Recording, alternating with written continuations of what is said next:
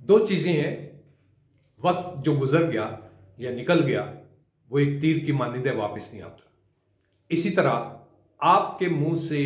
या जुबान से जो अल्फाज निकलते हैं, मस्बतें या तामीरी हैं, वो फिर वापस नहीं आएंगे। यानी ये वो चीज है जिसकी बुनियाद के ऊपर आप किसी शख्स को मजरूह करते हैं या दूसरे अल्फाज में आप मीठे अल्फाज के जरिए से एक उसकी शख्सियत पर ऐसे असरअंदाज होते हैं कि वो कभी नहीं भूलेंगे। इसी तरह किसी मुश्किल के अंदर आपने कोई ऐसा अमल किया या किसी का साथ दिया या उसकी तकलीफ दूर की है, वो सदा सारी जिंदगी आपको भूल नहीं पाएगा। इसी तरीके से आपके अमल के जरिए से जो आप जिदोजहद या कोशिश या किसी को एक अच्छे रवैये के जरिए से उसकी मदद करते हैं तो वो कभी भी उसको भूल नहीं पाएगा। इससे आगे बात जो सबसे बड़ा निचोड़ सामने आता है हमारे इस माशरती जिंदगी के अंदर या माशरे के अंदर जो तब्दीलियां आप लाना चाहते हैं या कोई ताल्लुक बनाना चाहते हैं मजबूती और तवानाई और इखलास की बुनियाद के ऊपर, तो उसमें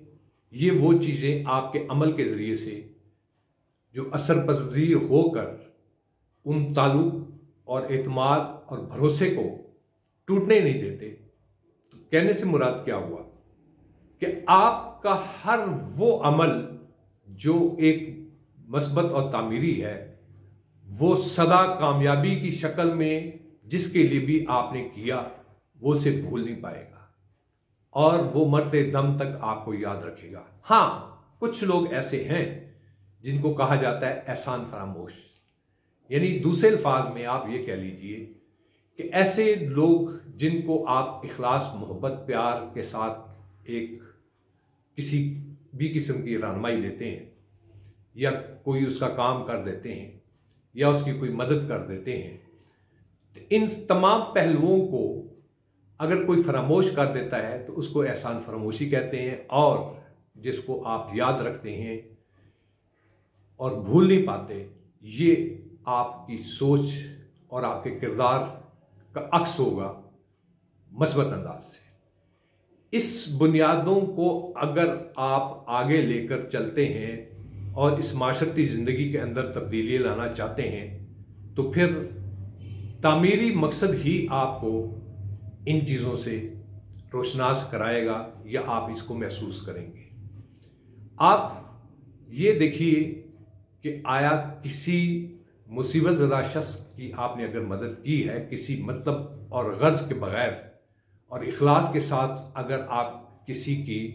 काम आते हैं तो ये सबसे बड़ी सदका जारिया भी है और इबादत भी है। इन जज्बों को लेकर सदका जारिया के तौर पर आप ये समझिए कि आपकी माशरती अंदाज में कुछ जिम्मेदारियां भी हैं। जितना जिम्मेदारियों को आप महसूस करेंगे एहसास के साथ और तामीरी जज्बों के साथ, तो लोग कभी आपको फरामोश नहीं कर पाएंगे। आप पूरे माशरती ज़िंदगी का तज्जिया कर उठाकर अगर आप देखेंगे तो आपको ऐसी शख्सियात जो सदा अगर इस दुनिया में नहीं भी हैं लोगों के दिलों में बसते रहते हैं और उनको एक इज्जत और तकरीम और एक स्टेटस जो मिलता है वो इसी वजह से मिलता है, इखलास की वजह से, प्यार की वजह से, मोहब्बत की वजह से और एक अच्छी नीयत की वजह से, एक अच्छे रवैये की वजह से।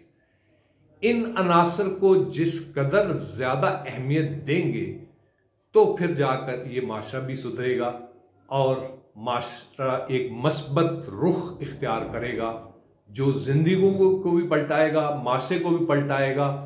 और ऐसी शख्सियात आपके सामने बनकर सामने आएंगी जो माशरे के लिए एक मुकाम रखती होंगी। मीन्स दो चीज़ें आई, यानी क्या हो वक्त वापस नहीं आता और आपके अल्फाज और आपके रवैये ये कभी भी पलट कर दोबारा नहीं आएंगे। मस्बत हैं तो मस्बत होंगे, मनफी हैं तो मनफी होंगे। आइए मिलजुल कर इन अपनी जुबान अपना रवैया और अपने अमल को पहचान कर एक अच्छे अंदाज से इसको इस्तेमाल करना भी सीखें, लेकिन बनावट नहीं होनी चाहिए, कोई उसमें मशहूरी वाला अंसर नहीं शामिल होना चाहिए। इखलास होना चाहिए, चाहत होनी चाहिए, मोहब्बत होनी चाहिए, अकीदत होनी चाहिए, और इस माशरे और पूरे माहौल को